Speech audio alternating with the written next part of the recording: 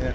I'm Stephen Aiken from Hi Terex Stephen. Finlay. David Roberts from the Hub magazine. Hello there. How are you? You keeping well? I am. Good. In terms of changing the mats over, can you Yeah. just sort of describe the operation? You want to do it or will I? You do it. Okay. The He mats. is a customer. I know, I told you. The mats have 0 bolts. There's nothing to be removed Okay. or unscrewed or unfastened. To remove the mats, you simply catch them and pull them Right. out of their seal. They are secured with a long nylon strip. Nylon strip. It basically just works by friction and by force to hold it in position. And you simply go down the box and pull out all the mats. Okay. You clean everything and you put it back in, and you simply put the mats together and put the wedge down the centre and beat it into position. 2 men, complete bottom deck change in under an hour. Brilliant. So yeah, it's very effective and very quick. In the vast amount of testing we have done with this machine, never has the bottom deck blocked. Right, okay. Never in any slag, difficult steel, wet soil, really wet clay up in England. Never. The bottom deck does not block. And what sort of field testing has it been through in terms of...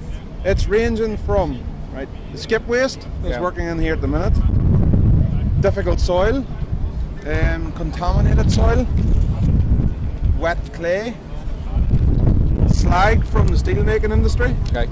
shredded wood, compost. Construction and container waste. Yeah, container waste. So it's a versatility. Like you'll see later, or in the next half hour, we can run from this straight across to the shredded wood, Sure. and we can process that. Okay. So something like a trommel, you'd have to start changing meshes, you'd have to start cleaning the machine, you'd have to do everything. This here, bang, Brilliant. switch it off.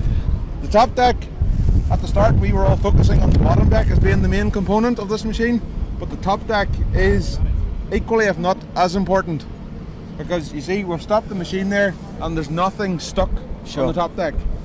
The 3D principle allows no steel to get caught. Okay. So if you had a hook of steel, it can't get down to get caught, and then it's that hook piece of steel that'll start to catch the plastics, the timber, and everything will eventually blind over on a standard screen. So if you have a standard punch plate that's maybe 10mm thick, the steel's going to get hooked. But this 3D concept stops that. Also, this tapered angle here means that spikes, long bits of timber, steel can't get through, and it's the aggression of the box that keeps all material up and out all the time and keeps it going. And what's the sort of maximum throughput on it? Again, throughput in this machine, people don't talk in tons per hour. It's all about cubic meters. So your cubic meter grab size, whatever.